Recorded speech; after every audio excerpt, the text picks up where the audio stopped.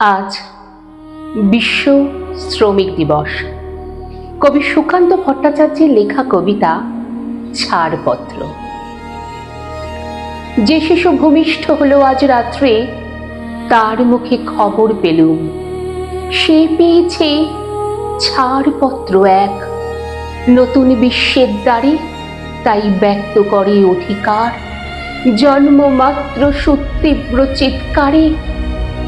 খর্বদেহ নিঃসহায়, তবু তার মুষ্টিবদ্ধ হাত উত্তোলিত উদ্ভাসিত কি এক দুর্বোধ্য প্রতিজ্ঞায়। সে ভাষা বোঝে না কেউ, কেউ হাসে, কেউ করে মৃদু তিরস্কার। আমি কিন্তু মনে মনে বুঝেছি সে ভাষা, পেয়েছি নতুন চিঠি আসন্ন যুগের।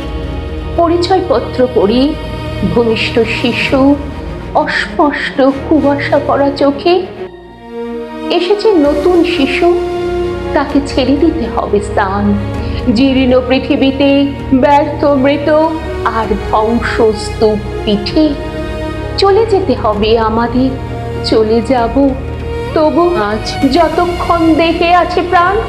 প্রাণপণে পৃথিবীর সরাবো জঞ্জাল, এ বিশ্বকে এ শিশুর বাসযোগ্য করে যাব আমি। নবজাতকের কাছে এ আমার দৃঢ় অঙ্গীকার। অবশেষে সব কাজ সেরে আমার দেহের রক্তে নতুন শিশুকে করে যাব আশীর্বাদ। তারপর হব ইতিহাস।